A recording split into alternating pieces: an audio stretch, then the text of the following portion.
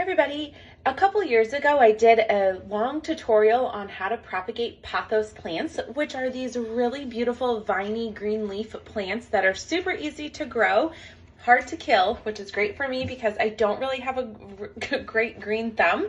And so I have propagated it many times. I have so many of these like antique containers that I've purchased at thrift stores all throughout my house, and I have lots of little pothos plants started in them. So these are all starters of my original plant, and I wanted to share with you guys something else. So while I was in Italy, I started propagating some other stems that I had cut. So if you see here, let me pull this apart. This is the root of a new plant starting off of one leaf. So what I'm going to do with these are I'm going to stick these into my pots of these already because I really don't need any more containers throughout my house of more pothos plants. I just want to make these ones more full. So I'm going to show you guys how I'm going to do this.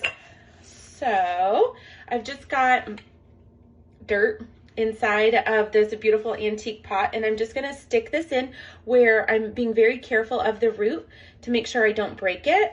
And I did water this plant before this video started just because my dirt, because I had been gone for 2 weeks, was very hard because my house is super old and it gets very dry in here. So I just watered it to help it loosen up the soil, and I'm going to stick this in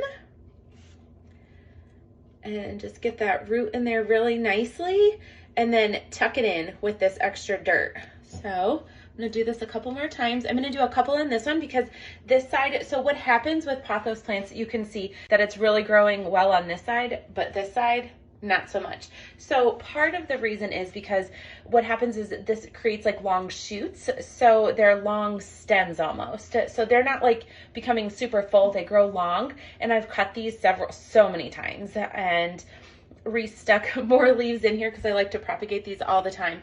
But so I just am doing this to fill out this other side. And now like this one, you can see this root started to grow and it's turned black. It looks like it died, which that's okay because there's another little knob or nub, whatever you want to call these things right here that I'm going to stick in, and this will start to grow. I've done this where I've even taken clippings before I've even propagated them in water or anything, and they didn't have any roots growing off of them and they still grew.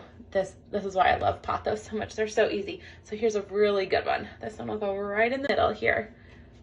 Get it nice and deep. And what you do with watering these, I water them about, in the winter time, I water about every 3 to 4 days. Sometimes it's more just because I forget. But in the summertime, I don't really water them that often because my house does stay more moist in the summer. It's very odd. First of all, it's Wisconsin, so the winters are really dry. So we have that to deal with, but then there's more humidity in the air in the summer. So we actually run a dehumidifier then. So this one I'm going to take and put in here. I love all these different little containers I've bought throughout the years. They're all from thrift stores or antique stores. Both of these ones are from thrift stores. They were actually, that other one I was using, is actually a serving bowl. It had a lid to it. It like kind of like I can't think of what it's called right now, but a tureen, like for soup. I think that's what it's called. Obviously I'm not using it for soup, I'm using it for plants, but it just looks so pretty in my house because I have an antique, a very vintage house. So this one I'm going to stick in here. I'm feeling the roots of this plant, so that's good. I see a whole nother little one that's going to start coming up soon, which I'm excited about. And so sometimes what I do, I just don't have any right now because I don't feel like going outside to the garage because it's snowing. I will take some more soil and just fill this back in because sometimes I've noticed that once the soil settles in the container or the pot, it seems to be a lot less than what I originally started with, but that's just because it's compacting and stuff like that and all the watering. So I just like to fill back in, but I'm not going to do that today. So I'm just going to take some water again, fill in a little bit, and now these are good to go. So I've just added to this one, which I really like this one. And then this one is super pretty too.